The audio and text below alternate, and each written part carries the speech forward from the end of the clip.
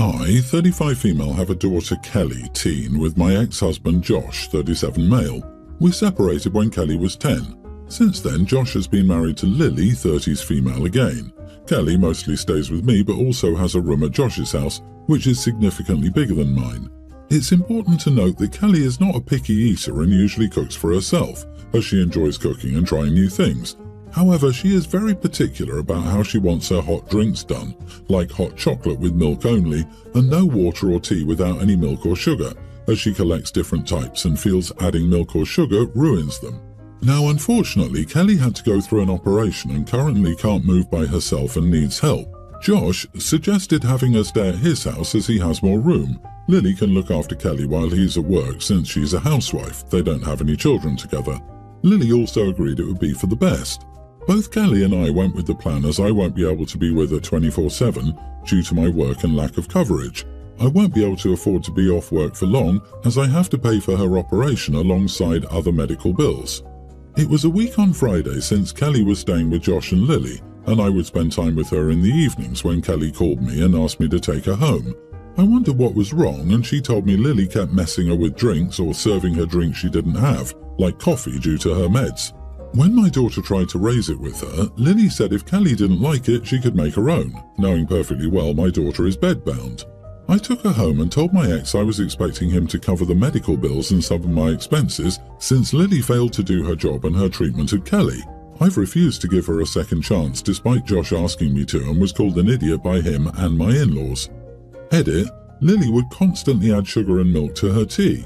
Kelly really doesn't like sweet tea. From what she told me, she asked for a hot chocolate once or twice and got it made with water only. There were other concerns too, like Kelly waiting too long for Lily to come and help her to the bathroom since she couldn't walk there herself or get out of bed herself. Lily kept messing with her drinks or serving her drinks she can't have, like coffee due to her meds. That isn't good, but the bathroom thing is a huge concern. Why are you focused on the beverages? This isn't an other concern. It's a significant concern and should be a critical point in your story. Either way, you were absolutely right to take Kelly home. 100% not the idiot. Your focus on the tea suggests that the second, actually essential bathroom issue doesn't hold much weight. It seems like you're reaching. The way you've written it will have people shouting child abuse, just like you wanted. If you'd written the problem clearly, most would say your daughter seems a little fussy and you seem like you live for drama or despise your ex and his wife. I don't see any grounds for you to demand money from your ex. Sorry, but you are the idiot. Exactly, you are the idiot. Sounds like your daughter is a little princess. You don't like the fact your ex has a bigger house than you, which you make a point of, and his wife doesn't have to work. You specifically mentioned they don't have any children together after saying she was a housewife. Putting milk and sugar in tea is hardly a criminal offense, and she made her coffee by mistake, which is hardly the end of the world. If you're unhappy with your current financial arrangement, say that using your daughter's current state to get back at him financially is very poor behavior. I disagree. The thing is that putting sugar and milk in tea is extra effort. If you know someone doesn't like it, why would you go to the extra effort to put stuff in they don't want and won't drink unless you deliberately try to mess with them? That, besides everything else, suggests that Lily doesn't want Kelly there but can't say so. She's doing many small things to make her life uncomfortable so that she will want to leave, which is precisely what happened. There's not enough context to discuss the money stuff, but picking up your daughter, OP's not the idiot. Until me, anyone in my family who had kids did so by the time they were 27. Generally, 21 was when my family members started having children. My parents were 19 when they started having kids. Their parents were about the same age as well, and my siblings all had kids before 25. They also finished having children in their 20s and are very conscious of that. I, 39 female, was an exception. I wasn't married or having kids in my 20s. This was something my family all highly judged me for because they knew I did want to have children. They all told me I was going to be so ancient when I had them. They made a big deal about me being too old for having children and not being fair to the kids because I'll be old while they'll still be young, and how much better it is to be active and capable of running around after them and to be the active grandma when they have kids, etc. It was really toxic, and my husband, who was only a boyfriend at the time, was stunned by the attitudes of my family. I told him how they were, but it really takes hearing the crap they spew for it to sink in. I didn't feel ready in my 20s despite my family's norm. We never had a lot and financially it was a struggle. I see and saw my siblings struggling, as well as aunts, uncles, cousins, etc. That's what was expected, and part of that was they were all so young and had these bigger families, 5 to 7 kids average, and I think waiting would have helped that some. But do I judge them? No, I just wanted something different. I'm glad I waited. I had my 3 children at 33, 35 and 36 years old, and we're in a good place to raise them. I went low contact with my family for several years because the comments were no longer okay with me, and they couldn't respect my decision to wait. The number of ancient and geriatric comments I got was crazy, and I was 29 when I went low contact. Recently, my siblings and my parents, to a lesser degree, have been accusing me of rubbing their noses in vacations I take with my husbands and kids and the gifts we buy. One of my sisters said her kids were mad that my oldest had their birthday party at the trampoline park, and they never got to go. She told me I was really making all my nibblings feel bad about it. My mom told me I act so much better than them by taking my kids on vacations at such a young age, instead of having them wait until adulthood like we all had to. The messages annoyed me until I decided to make a group chat. I wrote to them that this ancient geriatric mom had no time for their jealousy and that I would not apologize for the decisions I made to wait or to enjoy being able to treat my kids. I told them if they couldn't stop, low contact would become no contact. They accused me of taunting them and lashing out unnecessarily. Am I the idiot? Not the idiot. They're as judgmental as heck and jealous too. They made their choices, you made yours. And there's a difference between actively rubbing someone's nose in something and rubbing their nose in something like, we're going to a trampoline park for X's birthday. Did I tell you about the trampoline park? Here are pictures of all of us at the trampoline park. Have you ever been to a trampoline park? That's rubbing their noses in it. Simply having a party there and inviting them is not rubbing noses. Their noses may be out of joint, but that's not your fault. They also choose to keep looking at photos of things you do that you post online. You're good to go low contact. They sound incredibly toxic and jealous, and you don't need that bad energy. Jesus, I want to cry just reading that sentence about 5 to 7 kids average. My primary opinion on how many kids someone should have is an amount that the parents can comfortably support so that the family is not left in financial hardship.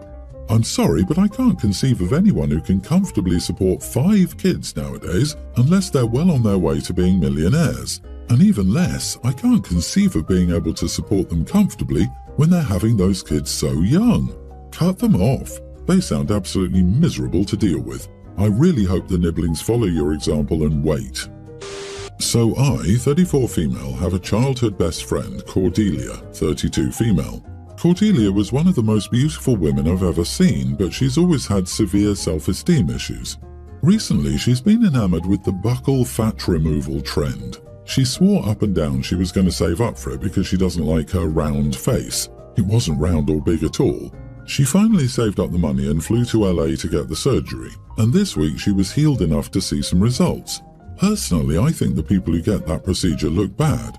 Still, my opinion doesn't matter because if that makes them happy, that's all that matters. Beauty is subjective and no one else's views are relevant as long as you love yourself. Cordelia and I had brunch today, and she asked me what I thought of her results. I told her the doctor did a good job at the surgery and I'm glad to see her happy. She continued on and we were chatting, but then she brought it up again, asking me how I thought she looked. I once again told her that the surgery was very well done and that it looked exactly the way she wanted. Cordelia got upset and asked me why I wasn't giving her a straight answer and if I thought it made her prettier. I told her that she's always been a beautiful woman and that the glow she has from the confidence it's given her is a good look.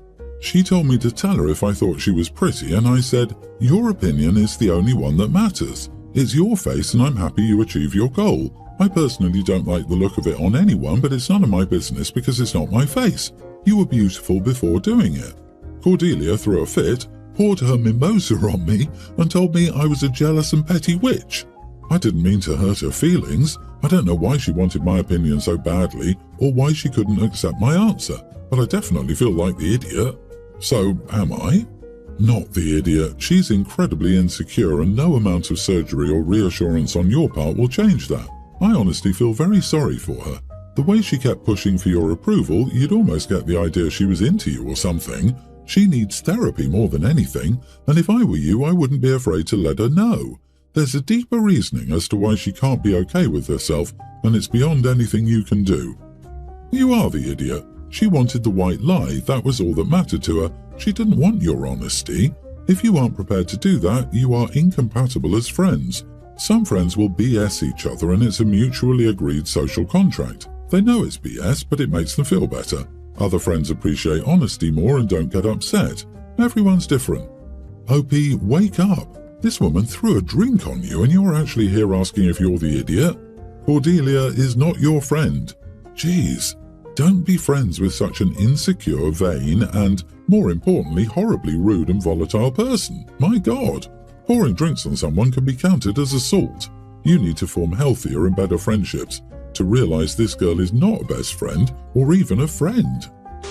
My son is in elementary school and one of his friends is special needs. We'll call him Elliot. He's a very sweet boy but needs extra help with a lot of things, including using the restroom. I'm very close with his parents. They've been family friends for years. Our whole family hangs out, including grandparents often. It was the day of my son's party and about half of the kids were dropped off and the other half had their parents leave. This is about the time I should mention I went to nursing school for a bit but ended up dropping out, so I do have some experience, but not a lot. I'm running around helping all the kids do their activities, get food and so on.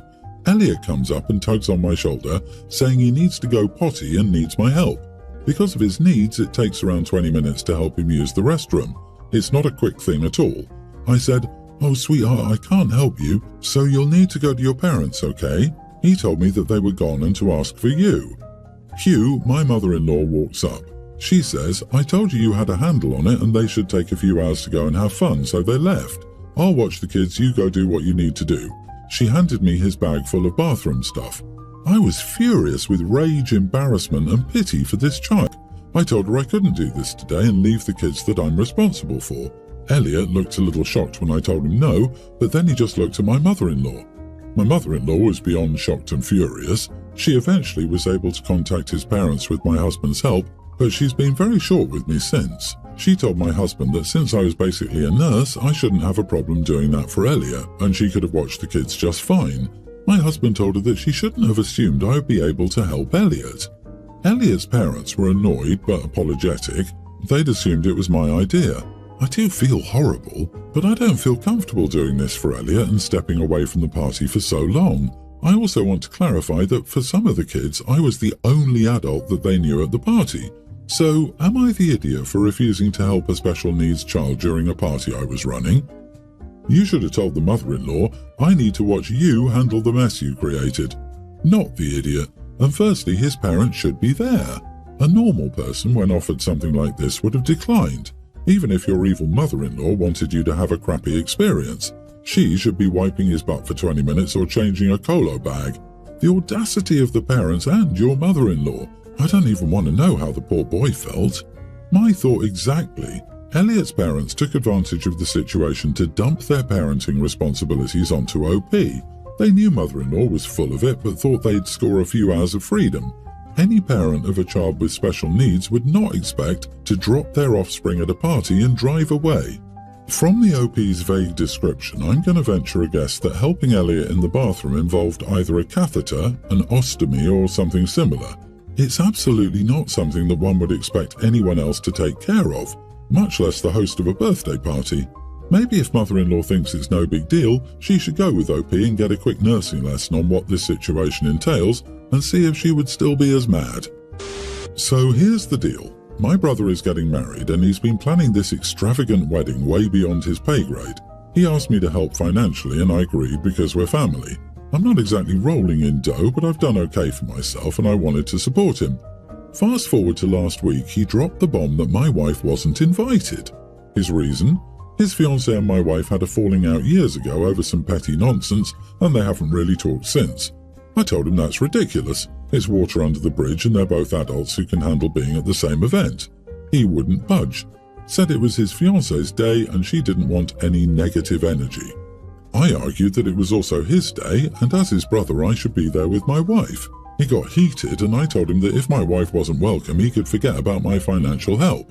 Now the whole family is blowing up my phone saying I'm being unreasonable and ruining what should be the happiest day of his life. They're all on his side, saying it's just one day and my wife can suck it up and stay home. But I don't see why she should be punished for something so trivial that happened ages ago. So, am I the idiot for standing by my wife and pulling my financial support for a wedding that we're being partially excluded from? Not the idiot. They're all saying it's just one day and my wife can suck it up and stay home. It's just one day. You can stay at home and they can suck it up. They can also pay to fund your brother's vanity project if it means so much to them. They can suck it up and go to a cheap wedding too. Bad enough she's not invited to the wedding because negative energy, but not bad enough they're still willing to take his money and have been bombarding him since he backed out. They just want the money. Money always has positive energy, even if half of it comes from OP's negative wife. Yeah, he can have the happiest day of his life on a shoestring budget and without you. He's about to swear for richer or poorer. It will be poorer. After all, you've already sworn what's mine is yours to your wife. She shouldn't have to contribute to an event she's being left out of. I'm not saying it's true, it's more like a thought project. But even if your wife was objectively the bad guy, and they were excluding her for a legitimate grievance, you still don't have to support them.